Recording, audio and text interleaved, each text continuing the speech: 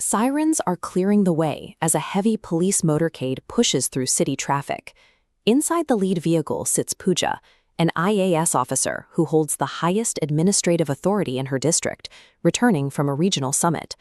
Suddenly, the convoy slams to a halt. An elderly woman in torn clothes has wandered directly into the path of the lead vehicle. Security guards move to clear the road, but Pooja steps out of her car to intervene. The woman looks up, her eyes filling with tears, and tells the officer she has been waiting for her daughter. Pooja stops. The woman used her exact name. But looking at the stranger's face, Pooja has no recollection of who this person is or how she could possibly know her. Before Pooja can ask a single question, the woman's eyes roll back. She collapses onto the asphalt, turning a roadside encounter into a medical emergency. Pooja has reached the top of the regional hierarchy, yet her title offers no immediate answer for how a woman living on the street knows her name. At the district hospital, doctors determine the woman is suffering from severe, decades-long amnesia. The condition was triggered by a massive physical trauma she sustained years ago. 25 years earlier, this woman, Kalawati, was living in a small village. When her husband Ramdan died in a workplace accident, the family's survival was immediately threatened by absolute poverty. With no way to buy food, Kalawati made a desperate choice. She brought her 5-year-old daughter Pooja to a city orphanage and left her there, believing it was the only way to prevent the child from starving. But as Kalawati walked away from the gates, she was struck by a speeding truck. The impact shattered her memory.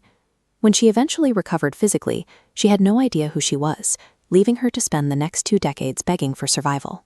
The decision intended to save her daughter's life had effectively erased Kalawati's own existence. While Kalawati wandered the streets, Pooja grew up within the orphanage. She held on to a fragmented memory of her mother, interpreting the abandonment as a challenge to prove her worth.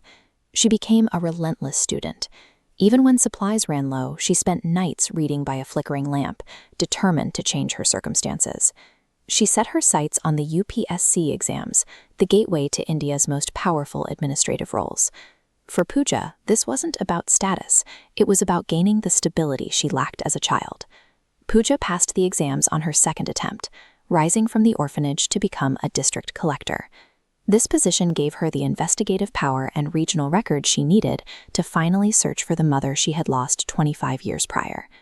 Back in the hospital, the medical treatment Pooja provided is helping Kalawati's mind recover.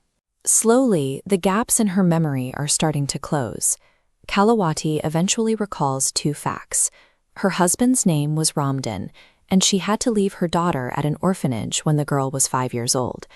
These specific details match the fragmented records Pooja has studied for years. The evidence confirms that the woman in the hospital bed is her mother, Kalawati. The district collector sits by the bed and embraces the frail woman. After 25 years of separation, the daughter has finally found the person she was working to impress. This meeting happened because a mother chose her daughter's survival over her own, and that daughter used her survival to gain the power to bring her mother home. Pooja moved Kalawati into her official residence, providing her with the security and dignity she had been denied for decades. Pooja then used her administrative authority to review village land records.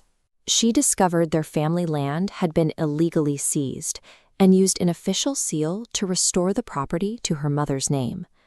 On the site of their old, ruined home, Pooja funded the construction of an education center designed to provide free schooling for the district's most vulnerable children.